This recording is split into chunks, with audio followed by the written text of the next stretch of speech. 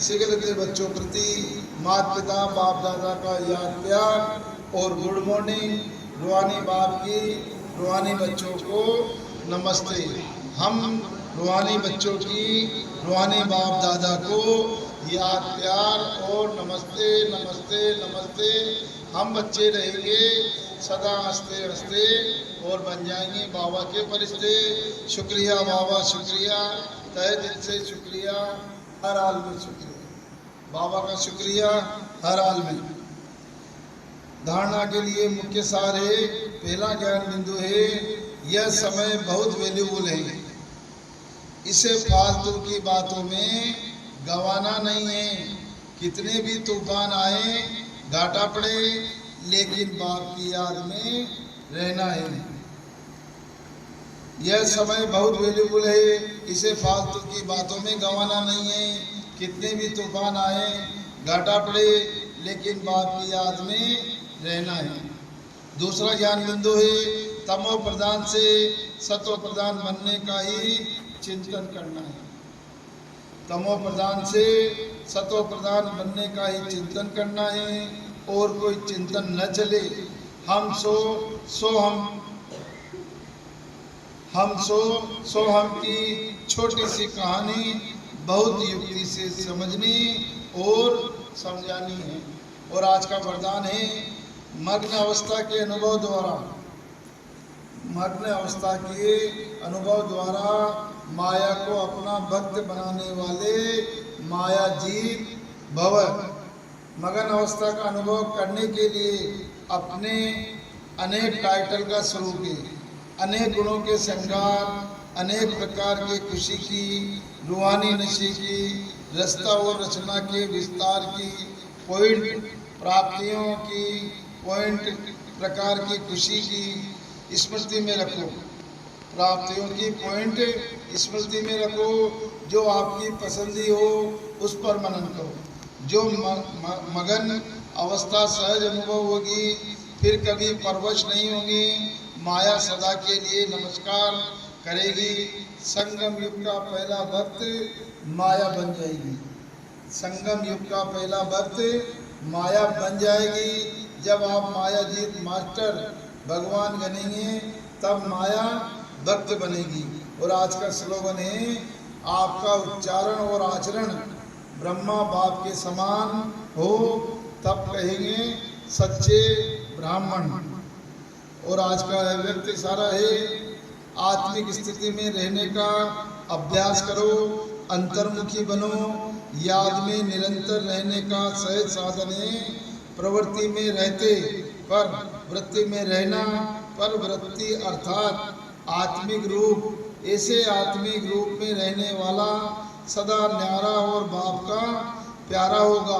कुछ भी करेगा, लेकिन ऐसे महसूस होगा जैसे काम नहीं किया, लेकिन खेल किया।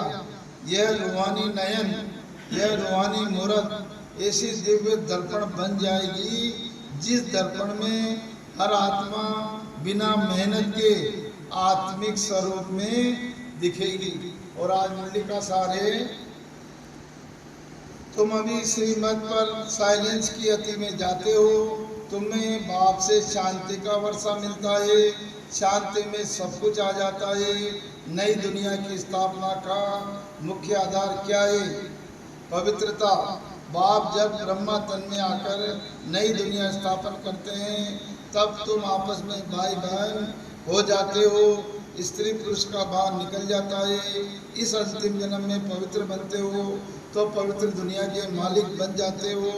तुम अपने आप से प्रतिज्ञा करते हो, हम भाई बहन हो रहेंगे, विकार की दृष्टि नहीं रखेंगे, एक दो को सावधान कर उन्नति को पाएंगे। और आज का गीत बजाए, जाग सजनिया जाग। और आज मुरली से 5 बात लेंगे। तो अपनी पहली बात तो हो जाएगी, तुम्हें बाप से शांति का वर्षा मिलता है। अपनी पहली बात हो गई, तुम्हें बाप से शांति का वर्षा मिलता है। दूसरी बात हो जाएगी हमारी, तुम आपस में भाई बहन हो जाते हो। और तीसरी बात हो गई हमारी आज की,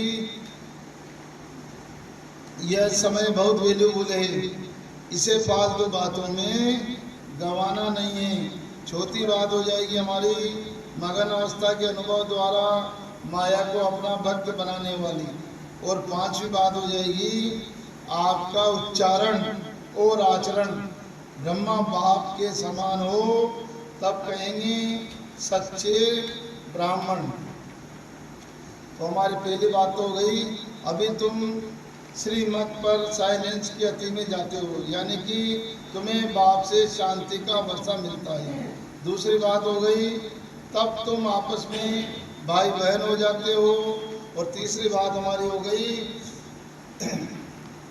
यह समय बहुत वैल्यूबल है, इसे फालतू बातों में नहीं गंवाना है। चौथी बात हो जाएगी मगन अवस्था के अनुभव द्वारा माया को अपना भक्त बनाने वाले माया जीत को। पांचवी बात हो गई आपका उच्चारण और आचरण ब्रह्मा बाप के समान हो, तब कहेंगे सच्चे ब्राह्मण।